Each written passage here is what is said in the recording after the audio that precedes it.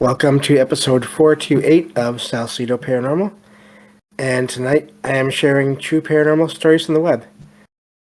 As always, you can find all episodes of the show along with links to social media and other ways to contact me at the podcast page. And that is salcedoparanormal.podbean.com. That's SALSIDO paranormal.podbean.com. Always happy to hear from you all, whether you have comments or questions or topic suggestions, or stories of paranormal experiences, whether they're your own or from others that you trust. Happy to either read those or have you join me on the show to talk about them. Thank you all for listening, whether you are here for the live streams on Discord or if you listen on the podcast or YouTube feeds, or if you listen on the Troubled Minds radio network, KUAP Digital Broadcasting. There you can hear 2 replays of the show every night at 6 p.m. Pacific, 9 p.m. Eastern, right before Troubled Minds Radio comes on. And I always want to thank Michael Strange, host of Troubled Minds Radio, and Liam Martin, also known as Rohan, of the Exile Minds podcast, for producing the show, putting in the music that you hear at the beginning and end of every show when you listen on the radio. So, if you'd like to support the show, there are some different ways to do that. You can share the show with others, rate and review the show on your podcast platform of choice. You can also check out some books that I've written, paranormal fiction and nonfiction, over on Amazon. And then if you'd like to support the show directly, you can do that through PayPal and Venmo and Patreon. And all help is never accepted, but always appreciated. So, especially as we get further into the year here, I'm planning on going to the Mid-Michigan Paracon in November, early November, 4th and 5th. And I'm still figuring everything out, but I will definitely, if I am able to go, I will be, which I should be able to. I'm going to try to record whatever I can while I'm there.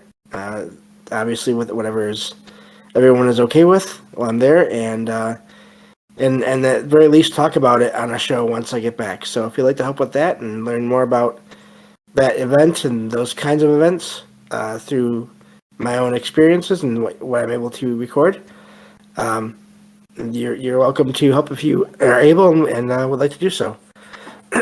So I think that covers everything for now. So I am doing more true paranormal stories from the web tonight, but this time it's just me. So I do like sort of the 2 different formats of that. The ones where the regular shows where I just find the stories and I react to them myself, and then but also the roundtable version is also a lot of fun. So did that yesterday, and it's up on the podcast and YouTube pages, and I recommend checking that out. So getting to the stories here. Let's see. And so yeah, let me see here. Also, just in case there's some storms here that started tonight just before I started the show. So if I cut out all of a sudden, then no worries. It's probably just because the power went out. So hopefully that won't happen, but that's a possibility. You never know. So, but this first story says, I woke up to let my dog outside. I checked my watch and saw that it was just after 4 in the morning. After letting the dog back in, I plugged my phone in to the charger and went back to bed. When I woke up at 6:30 a.m. for work, my watch was missing. I have always worn a watch and never lost one before. I am sure that the watch didn't just slip off while sleeping. I can't find it anywhere. I don't know what could have happened to it. I have never experienced sleepwalking, and I'm usually alert to noises. Has anyone else ever had a similar experience? That's the end of that story. That is odd that it happened while they were asleep. It seems like it must have, I don't know, just vanished for it not to have sort of startled them out of sleep. And you do hear about that once in a great while, objects that are on or near someone just vanishing. It's not super common, but it's also, again, I feel like I've heard at least a couple of stories of that before.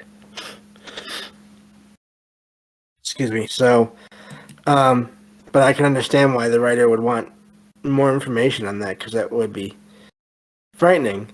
But I do wonder with that. I used to always hear those stories, and for a long time, I was sort of still in that mindset of all paranormal activity in a home is a ghost, and a ghost is just a spirit of someone that had passed that was still there. And of course, over the years, I've learned of the different possibilities there. And in cases of objects vanishing or reappearing, I don't know how it happens all the time. I do think in some cases maybe entities can do that, whether they're just curious about objects or there's other sort of messages that they're trying to send. I don't know. But then you have stories of just things vanishing and reappearing at random. And I don't know if they somehow, the person or the world or whatever moves into just the right energy field or state in just that one spot where it teleports the thing out of the area. I don't know how that works, but I always wonder now. The first thing I think of is, was that something that was done intentionally by someone or not? And I don't think it's always so easy to tell. If that was an isolated incident where nothing has ever happened to the person before, that would lean me more towards the idea of random things sometimes happen and objects will disappear or reappear. I wonder, excuse me, if the watch, hopefully the watch will reappear again someday. It's hard to say, but it sounds like the writer there is pretty sure of what happened. They're not mistaken. They didn't find the watch where they would have left it. Sounds like they wear it all the time. So I don't know. Again, I wonder if sometimes these things happen and there is no one behind it. It's just various conditions in the universe or in the world lead to these things happening. So that's all I can think of for that story. So I guess I'll move on to the next one. And this one says, this happened in the backyard of my family home in 2009 or 10. We live in Germany. I was around 10, and my brother was around 8 years old. We were at home with our mother and grandmother. My brother and I were playing on a trampoline. Our mom was preparing dinner and talking to our grandma. At one point, my brother and I both heard a dull car engine-like sound from above. Looking up, we spotted a huge rectangular object resembling something from a sci-fi movie, floating above the garden and trees about 20 meters in the air. The object had multiple lights and moved slowly. I told my younger brother to get our mom, not wanting to take my eyes off of the object. My brother went inside, but no one came out after that. I watched the object move slowly through the sky, past our house, and then I went inside as well. I found my brother playing with toys, seemingly unaffected by the sighting. I managed to get my mom outside, but the UFO had disappeared, despite its slow movement and speed. My mom didn't believe me. She went back inside and dismissed the sighting. I kept watching the sky until I was called inside for dinner.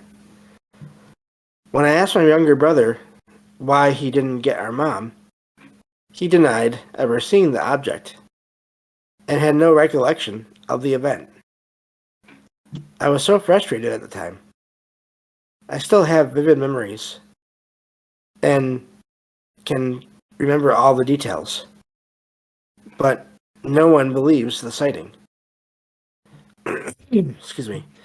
That's the end of that story. I would almost write it off as a man-made object, except for the reaction of the brother. It's something that you'll hear about if you look into different stories of UFOs, and where one person will be completely aware of the experience and remember it, but then someone nearby will not, and then not even remember seeing it, and or just write it off with sort of this what seems like an impossible ease, where they don't even think about it anymore. These stories are odd to me. I don't know what to make of them. If it's some kind of energy these objects in the sky are giving off, I don't know.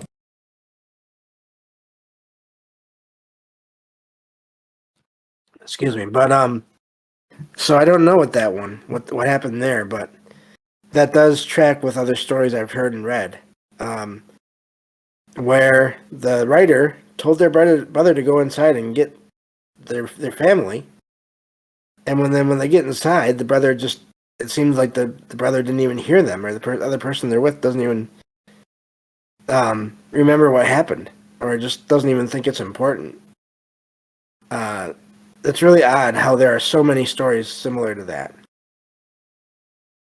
So, rectangular is not a super common, or I haven't heard a ton of those stories about rectangular craft, but heard a few as well.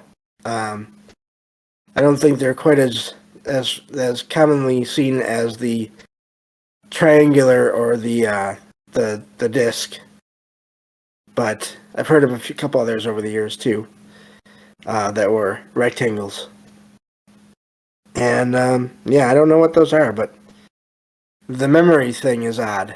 That's to me what makes this more than just a stereotypical or a conventional craft of some kind. Is the aspect of the consciousness there, the memory there. So, but let me see here. Getting on to the next story.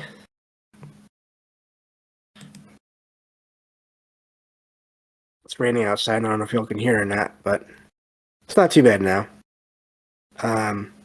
So this one is amazing, and you'll see why in a minute here.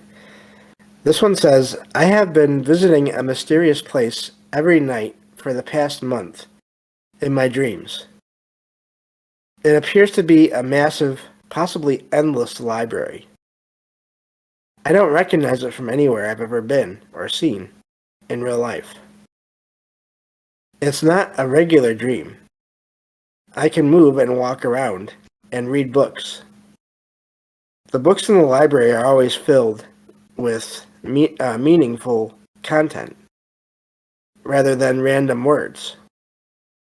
The dream, in quotation marks, is strangely real, but also a little creepy as well. Has anyone else ever had a similar experience? So, it's one thing to have a dream of a place like that maybe one time, or two times, or three times. But if they're having that night after night for a month, I wonder, did they write that post right after that? Had it stopped yet? Did it go on after this post was written?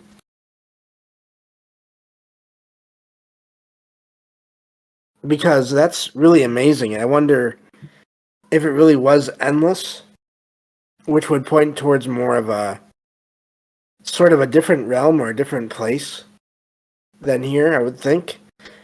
Or if it was just extremely big, sort of a library, I don't know, mega library, warehouse, something, I don't know. But It's really amazing that they had that dream every night. If they had that happen every night for a month, that's a lot of days in a row. I wish that there was more. Maybe they don't remember. I wish there was more about what the books were about, what they were, and everything.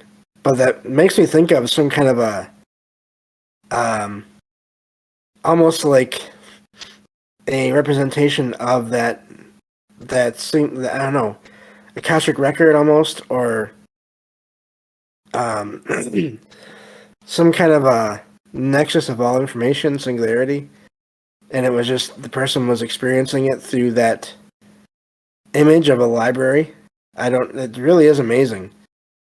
Um, I that's I've only had an experience similar to that, but it was with a. I think I've told the story before on different shows. It was sort of like a giant apartment building, and I would see people that I knew in there as well. And I had this dream of this place, like three different parts of this building, 3 nights in a row, and then it stopped. This was I don't know, a month or two ago. But so that was I noticed that right away as it was. But so that was 3 nights. I can't even imagine a month and still not being able to map it out. I wonder if it's because of the whole the way the person got there. If maybe they didn't even appear in the same section every day. I would think that'd be possible. Maybe that's what sort of leads them to think it was endless.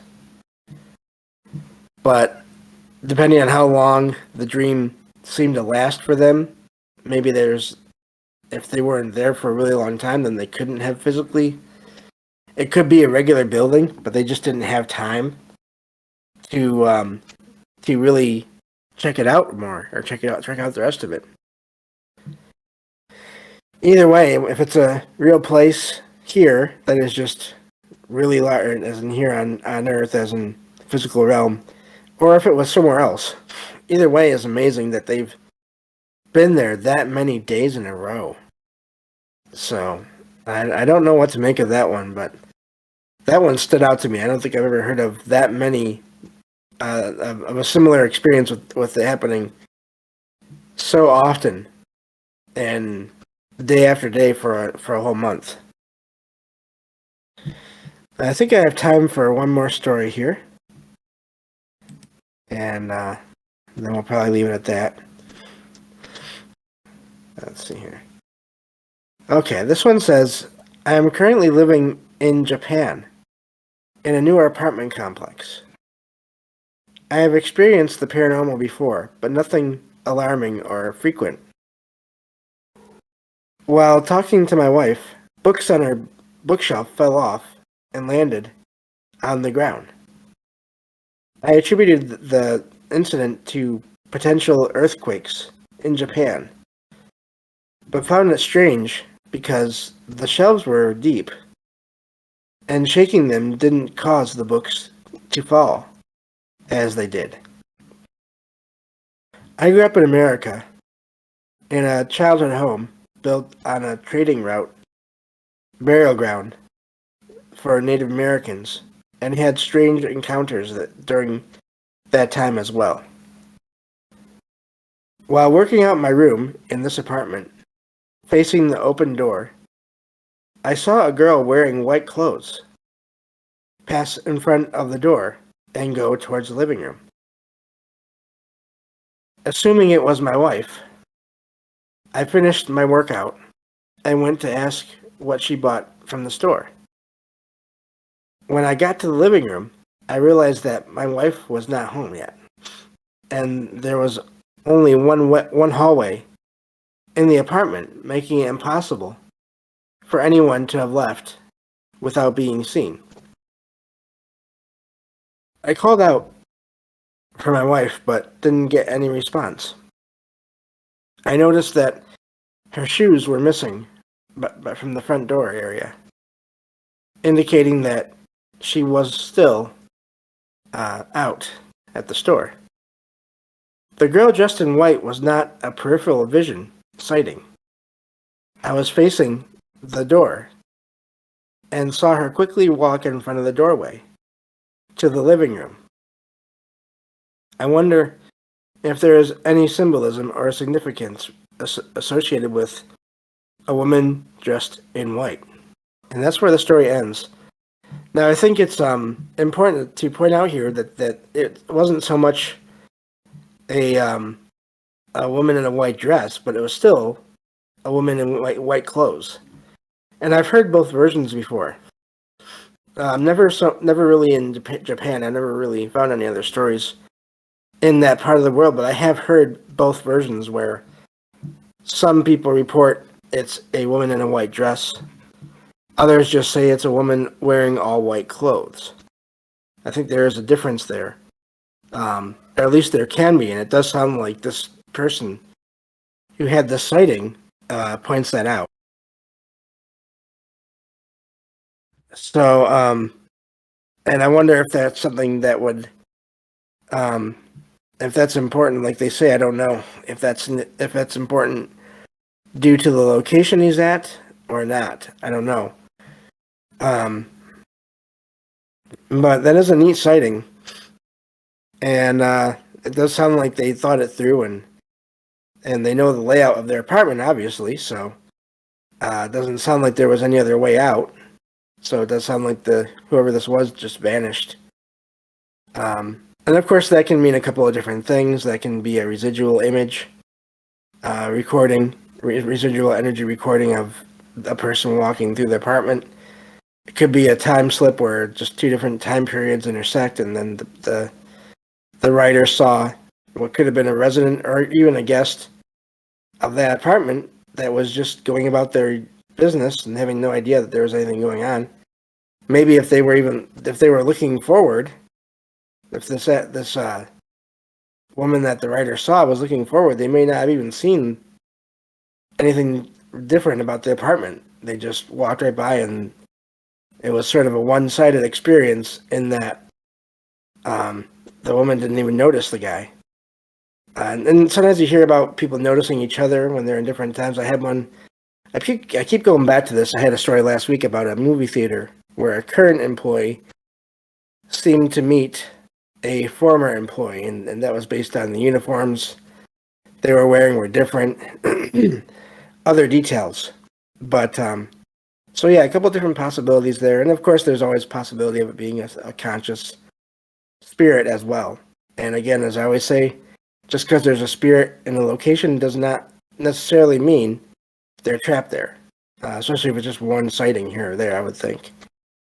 At least as far as I can tell, based on all the stories I've heard and read. So, but yeah, really neat story there. And overall, nothing harmful, nothing, I mean, startling for sure, but nothing terrifying,